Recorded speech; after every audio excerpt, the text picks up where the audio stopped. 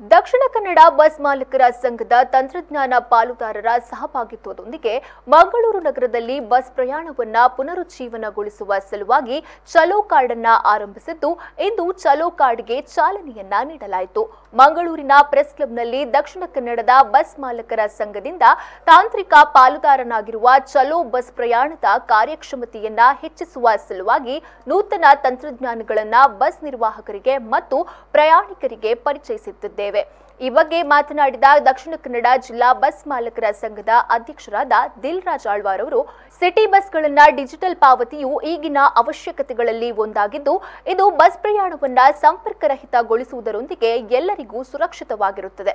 ಈ super saver ಪ್ಲಾನ್ನಲ್ಲಿ ನೀಡಲಾಗುವ ಕೊಡುಗೆಗಳು ಸಾಮಾನ್ಯ ಜನರ ಕೈಗೆಟಕುವ ದರದಲ್ಲಿದ್ದು ನಾಗರಿಕರ ಬಸ್ ಪ್ರಯಾಣವನ್ನ ಸಂಪರ್ಕರಹಿತ ಮಾಡಿ ಅವರನ್ನ ವೈರಾಣುಗಳ ಅಪಾಯದಿಂದ ರಕ್ಷಿಸುತ್ತದೆ ಎಂದು ಹೇಳಿದರು।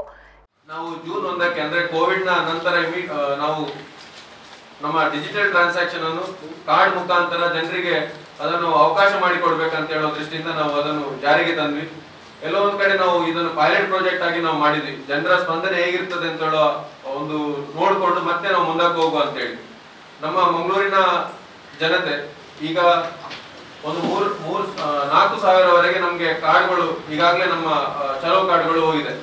ಸೊ ಇದು ಯಾವುದೇ ಡಿಸ್ಕೌಂಟ್ ಗಳಿರಲಿಲ್ಲ, ಖಾಲಿ ಒಂದು ಡಿಜಿಟಲ್ ಟ್ರಾನ್ಸಾಕ್ಷನ್। ಅವರೇ ಈಗ ಒಂದು 100 ರೂಪಾಯಿ ಹಾಕಿದ್ರೆ 100 ರೂಪಾಯಿ ಕೂಡ ಅವರಿಗೆ ಅವರ ಹಣದಲ್ಲಿ ನಾವು ಅದೇ ಡಿಸ್ಕೌಂಟ್ ಏನಿರಲಿಲ್ಲ। ಸೊ ನಾವಿವತ್ತು ಆ ಒಂದು 2,000ಕ್ಕಿಂತ ಮೇಲೆ ಹೋದ್ರೆ ನಾವು ಮತ್ತೆ ಸಭೆ ಕರೆದು ಆಫರ್ಗಳನ್ನು ಕೊಡುವ ಅಂತ ಹೇಳುವ ಒಂದು ಯೋಜನೆಗಳನ್ನು ಹಾಕಿದ್ವಿ। ಅದೇ ರೀತಿ ನಮ್ಗೆ ಒಳ್ಳೆಯ ರೆಸ್ಪಾನ್ಸ್ಗಳು ನಗರದಿಂದ ಸಿಕ್ಕಿದೆ। ಅದಕ್ಕೋಸ್ಕರ ನಾವು ಇವತ್ತು ಚಲೋದವರ ಏನು ಸಹಾಯವನ್ನು ಪಡೆದು ಆಫರ್ಗಳನ್ನು ಕೊಡ್ಲಿಕ್ಕೆ ನಾವು ಜನರಿಗೆ ಒಂದು 7 ದಿವಸದ ಪಾಸ್ ಮತ್ತೊಂದು 28 ಅಂದ್ರೆ ತಿಂಗಳಿಗೆ ನೀವು 28 ದಿವಸ ತಿಂಗಳ ಪಾಸ್ ತಗೊಂಡ್ರೆ 100 ಟ್ರಿಪ್ಗಳಲ್ಲಿ ಹೋಗಬಹುದು। ಅದು ಇಲ್ಲಿ ನಾವೇನು ಪ್ರತ್ಯೇಕ ಇದೆಲ್ಲ ಅದರಲ್ಲೆಲ್ಲ ನಾವು ಈ ಸಂದರ್ಭ ಸುದ್ದಿಗೋಷ್ಠಿಯಲ್ಲಿ ಸುಶೀಲ್ ಶೆಟ್ಟಿ, ಸಂತೋಷ್ ಉಪಸ್ಥಿತರಿದ್ದರು।